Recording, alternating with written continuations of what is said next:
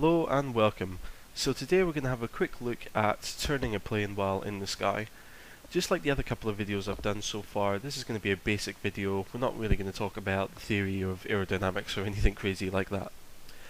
We're going to end up using almost all of the primary instruments while turning, and I'll talk about each one as we get to it.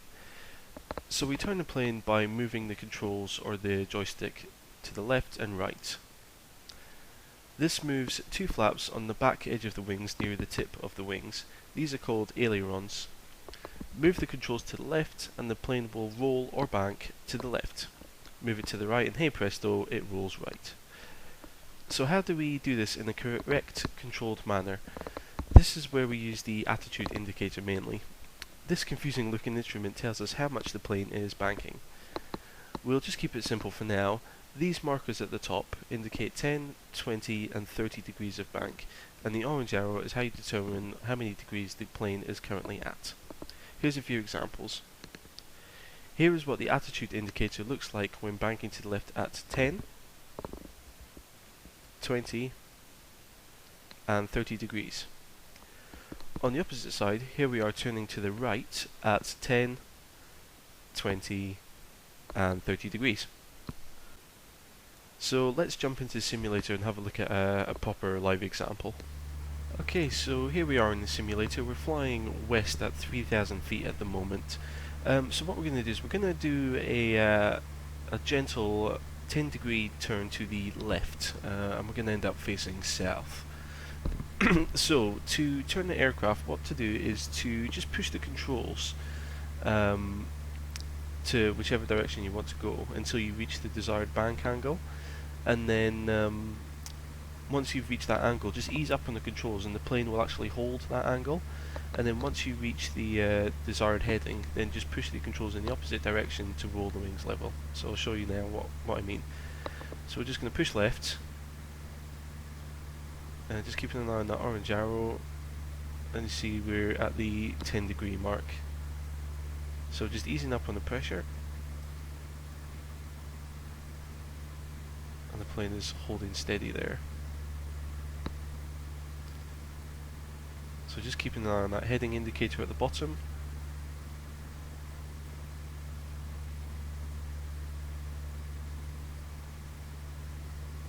Okay, so coming up to south now, and then what we'll do is just push in the opposite direction to the right, roll the wings level, and we're almost facing south. So that's very easy, and it's very straightforward. But that's a gentle turn. So let's start doing a bit more of a steeper turn angle. You'll notice something interesting will happen, certainly in this Cessna, when you turn to 20 degrees, and I'll show you what happens just now. So roll to the right. There we go, that middle marker. Now look, you see the plane is now pointing down, and if you look at the altitude and the vertical speed, we're dropping down quite fast. To remedy this, all you do is just simply pull back on the stick. Let's just very gently pull back on the stick.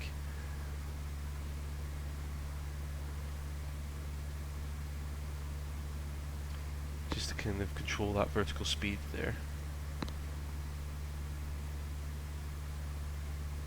What we'll do is we'll just turn until we're facing north, and then we'll level out and climb back up to 3,000 feet. So usually to monitor the vertical speed, I usually look at the vertical speed indicator, because usually I find that moves faster than the altitude indicator there. And you'll notice also as well, the more bank angle that you have, like the steeper the turn that you have, the faster the plane will turn around as well. So that's something to be wary of when you come to practice. Okay, what we'll do is we'll just get up to 3,000 feet, and then I'll do a 30-degree turn to the left.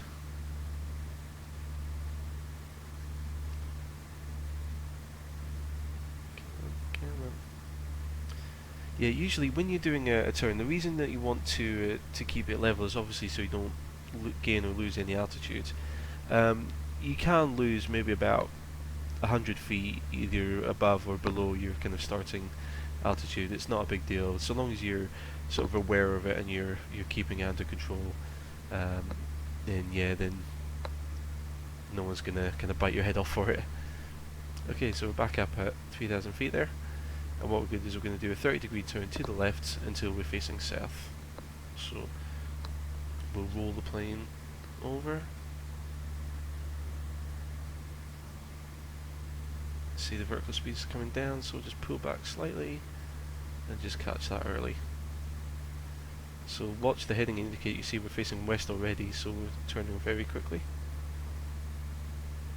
Losing a bit of altitude there, so pull up slightly. So coming up on south. So the faster you turn, the earlier you want to kind of roll out of it. There we go. We're facing south, and we lost about 50 feet there, 50, 60 feet there. So you know that's fine. You know you can get away with that, and no one's, as I said, no one's going to bite your head off for it. One thing you will also notice is the turn coordinator in the bottom there.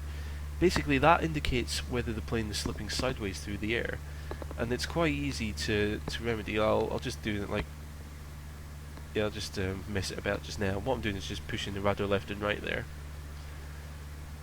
and it's quite easy to remedy, because during a turn, you might find that the plane will either might start slipping sideways, and it's quite easy to fix. So we'll do a 30-degree turn to the right, because the steeper you turn, the more you'll notice that turn coordinator moving. So you see it's it was pushing slightly towards the left there. Hang on, let's try and do this. Right, so you see it's pushing to the right there.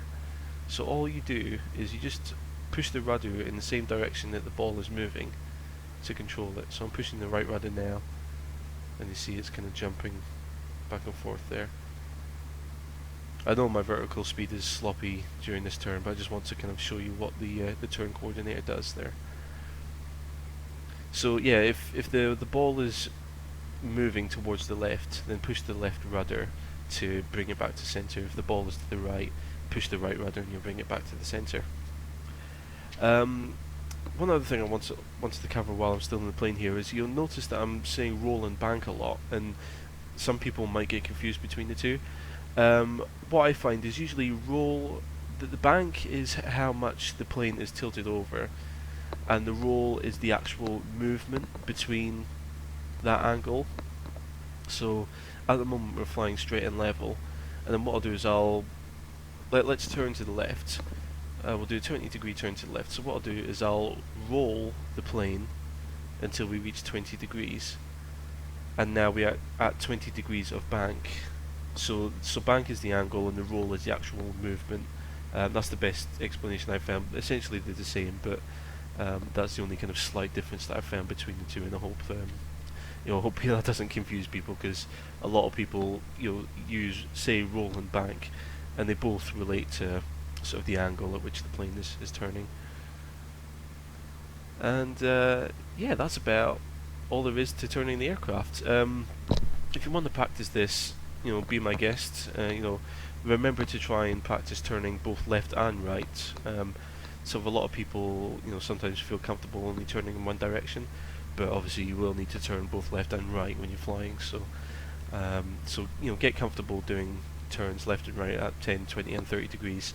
I wouldn't recommend going beyond 30 degrees at the moment, because anything beyond that will be sort of a steeper turn, and those require a bit of extra consideration before doing.